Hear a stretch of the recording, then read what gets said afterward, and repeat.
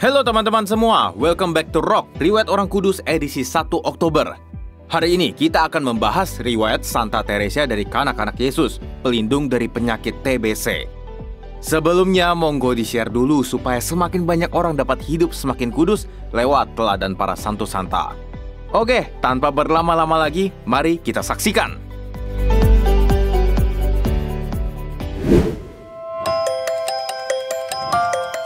Cerita berawal di Alencon, Prancis. Hiduplah seorang pria bernama Louis Martin yang bercita-cita menjadi seorang biarawan Agustinian, tapi gagal karena nggak lulus dalam pelajaran bahasa Latin. Ia kemudian memutuskan untuk bekerja sebagai pembuat jam tangan. Di masa inilah, Louis bertemu dengan Mary Azélie Guérin, yang dulunya juga mau jadi suster di Susteran DC atau Putri Kasih Santo Vincentius de Paul, tapi ditolak juga karena masalah pernafasan, guys. Keduanya kemudian saling jatuh cinta, lalu memutuskan menikah di Basilika Notre Dame, Alencon, tanggal 12 Juli 1858. Mereka lalu hidup dengan teladan Josephite Marriage. Nah, buat teman-teman yang belum tahu, Josephite Marriage ini adalah hidup pernikahan tanpa terlibat dalam aktivitas seksual, guys.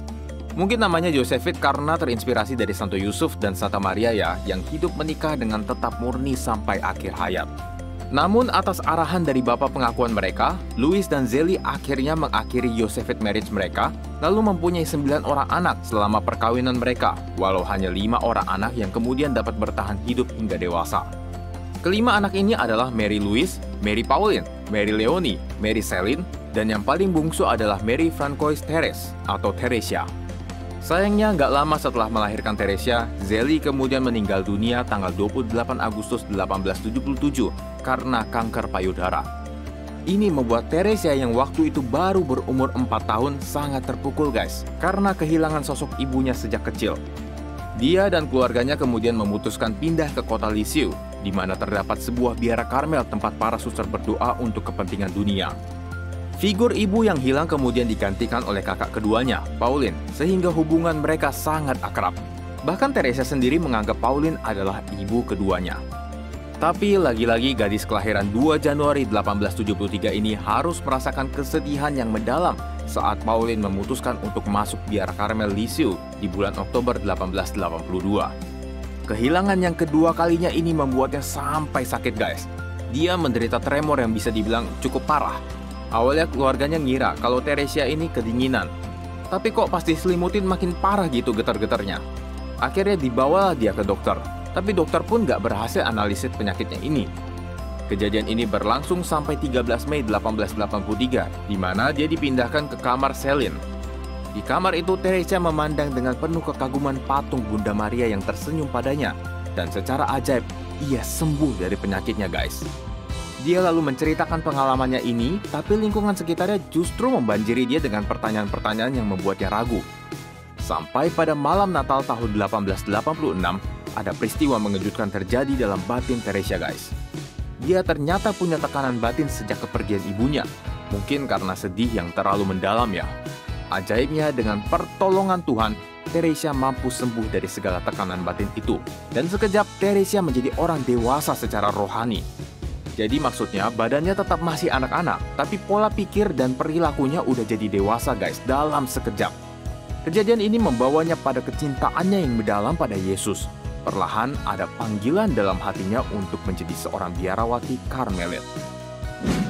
Di bulan Mei 1887, Teresia meminta izin kepada ayahnya untuk masuk biara.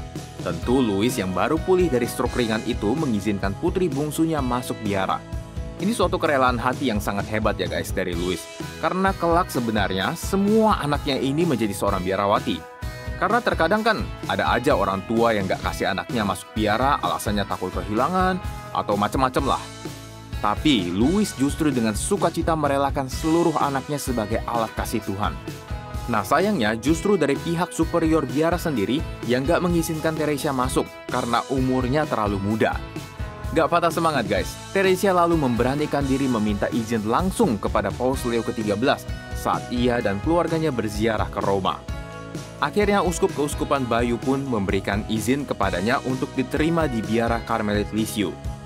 Senin 9 April 1888, Teresia resmi diterima sebagai postulan di biara Karmel, guys. kurang lebih setahun, Teresia menyelesaikan masa postulannya dan mulai tahap novisiat di tahun 1889. Ia kemudian mengambil nama Teresia dari kanak-kanak Yesus. Teresia juga mengambil devosi yang mendalam pada wajah suci Yesus. Keinginannya untuk bersatu dengan Yesus ini semakin dikukuhkan setelah dia mengucapkan kaul kekalnya tanggal 8 September 1890 di usia 17 tahun, guys. Ini sebenarnya suatu hal yang gak lazim loh, karena kaul kekal itu biasa butuh bertahun-tahun setelah membiara. Dalam biara, Teresia harus berusaha untuk hidup suci dan mencapai kekudusan dengan cinta yang mendalam kepada Tuhan. Teresia percaya, untuk mengungkapkan cintanya kepada Tuhan, gak perlu melakukan tindakan heroik atau perbuatan besar. Pengorbanan kecil yang dilakukan terus-menerus udah cukup sebagai bukti cinta kita kepada Tuhan. Tapi ini memang benar-benar dilakukan Teresia loh, guys. Dia melaksanakan puasa dan melayani para saudarinya yang udah tua dan sakit dengan sukarela. Baginya, dengan kita mengasihi sesama, kita juga mengasihi Yesus. Di tahun 1896, waktu itu Trihari Paskah, Suster Teresia merasa nggak enak badan dan mulai batuk-batuk sampai ia sadar sapu tangannya ternyata ada darahnya. Ini menandakan kalau dia terkena penyakit tuberkulosis atau TBC, guys. Dan waktu itu TBC merupakan penyakit yang ganas dan belum ada penanganan medis secanggih sekarang. Sehingga siapa saja yang kena TBC ya kemungkinan besar ya meninggal. Teresia pun tahu umurnya nggak panjang. Di tengah penderitaan hingga wafatnya di usia 24 tahun, tanggal 30 September 1897, Suster Teresia tetap mencintai Tuhan tanpa pernah sekalipun menyalahkan Tuhan atas penyakit yang dia derita. Setelah wafat, ia menjadi terkenal setelah buku catatan spiritualnya yang mulai diterbitkan dengan judul The Story of a Soul. Buku ini berisi pengalaman spiritualnya sejak kecil hingga wafatnya. Suster Teresia kemudian dikanonisasi pada tahun 1925 oleh Paus Pius ke-10. Ia dikenal dengan sebutan Santa Teresia dari kanak-kanak Yesus atau juga Santa Teresia dari Lisieux. Oh ya, ayah dan ibunya juga udah dikanonisasi loh oleh Paus Fransiskus tanggal 18 Oktober 2015. Jadi memang satu keluarga ini patut banget ya guys ditiru teladan-teladannya. Nah teman-teman, dalam percakapan terakhirnya dengan para kerabatnya, Santa Teresia sempat berkata, "Memang benar saya sangat menderita. Tapi apakah saya menderita dengan baik?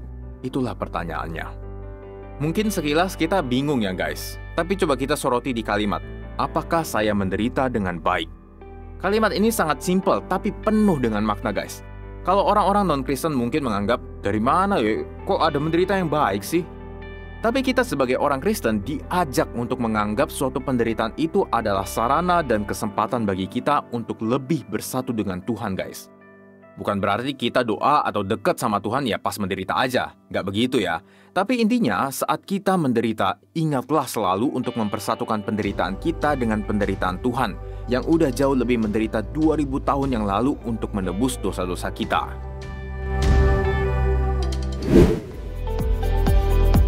Oke teman-teman, itulah riwayat hidup dari Santa Teresia dari Lisieux. Sebagai penutup, ada kutipan menarik dari Santa Teresia. Kekudusan hanya terdiri dari melakukan kehendak Tuhan dan menjadi apa yang Tuhan inginkan dari kita. Semoga bermanfaat ya untuk teman-teman semua. Terima kasih sudah menonton dan sampai jumpa di Rock edisi selanjutnya. Pamit re!